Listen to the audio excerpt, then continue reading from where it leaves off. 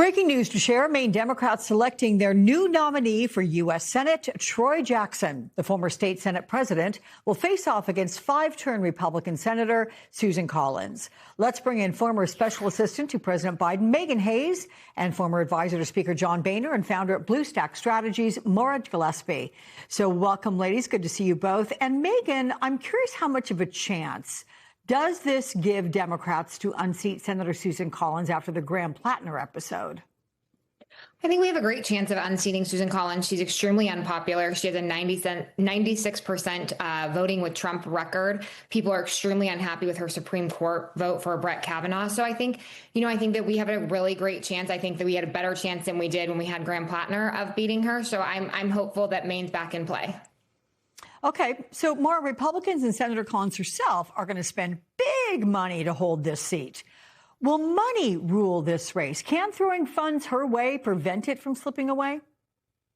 I mean, she certainly has the war chest to be able to do that. And I do think they're going to point out the chaos of the Graham Plattner situation with Bernie Sanders and Elizabeth Warren, really doubling down on him until the very, very end. And so I think they're going to be able to highlight a lot of things and a lot of people who have just gone along to go along just because they want to win the seat. And so standing by their politics and their political ambitions as opposed to their moral values and moral compass.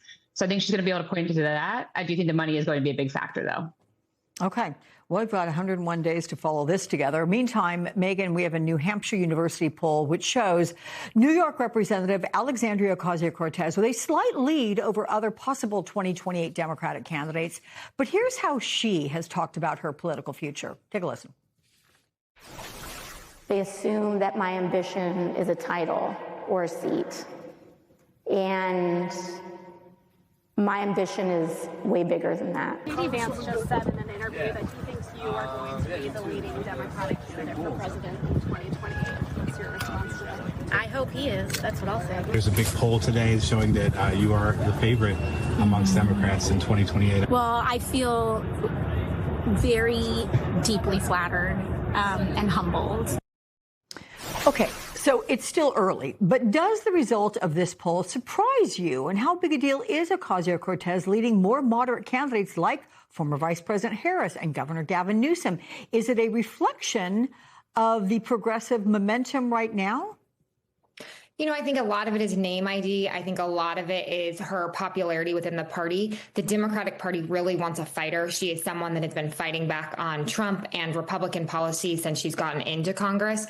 So I do think that does say a lot for this poll of where she stands. I'm not sure that this poll will be a precursor to what is to come for 28. I think a lot of those people will start to surpass her when people start actually campaigning. And I'm not actually sure she wants to do it. I could see her more running for Senate.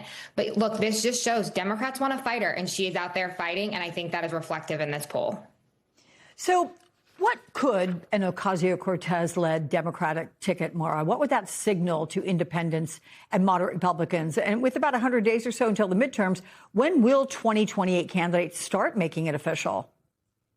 Right. That's to be seen. I do think that she is probably smart not to say that she's interested just yet. I think kind of waiting that out, waiting until the field narrows a bit, gets a little bit closer, gets past the midterms. And then I think we will see more people go ahead and start launching either, inquisitory committees and things of that nature. But I think for what it says to independents and those who are feeling, in the Republican Party at least, who are feeling disenfranchised about what's going on in Trump world, I would say that it signals this dissatisfaction with the options we've had as of late and feeling as though that the leaders of both parties have not led us to a better tomorrow. And so we're looking for someone who is not only, as Megan pointed out, willing to fight, but someone who's going to come forward with ideas. At this stage, I do think the American people are just looking for somebody who wants to put a solution forward, one that can actually make a difference. And right now we're just hearing a lot of bickering and a lot of vanity projects and a lot of hypocrisy and not a lot of action being done. Okay. I do want to remind viewers again, this is a New Hampshire primary poll, so there's that to consider as well in terms of the big picture context. But there is another new poll, and I'll lead more with you, Maura, on this one, because it shows Democrats with an 11-point advantage over Republicans right now. Women are influencing that. They're favoring Democrats by 17 points over Republicans. How important will the female vote be, and what demographic is the most critical for Republicans to keep? Well, I'm glad that that's being pointed out. I mean, women make up more than half the population at this stage. And I do think there is this recognition that there are a lot of things that have gone backwards in this country when it comes to prioritizing women's health, when it comes to recognizing equal pay and recognition for maternity leave and for childcare. I mean, a lot of issues that matter to women across the country have never been addressed and have not been addressed wholeheartedly. And so I think that they're going to be using their voices hopefully more actively and more loudly, because it really does feel at this stage, I would have hoped that at this stage of my life, there would have already been a female president. But I do think people are ready for a change, and the men in this country have not let us. I mean, Donald Trump's running it right now and is really becoming more and more showing us he's running for himself, and his ego is taking center stage. Ready for someone who will actually get some stuff done, and women can. Okay, just reminding everybody, that's the Republican speaking there. But last question to you, Megan. 11-point lead. Is it enough for Democrats? Given Trump's fear-mongering attempts to meddle in the election, do Democrats need a bigger lead to win back control of Congress?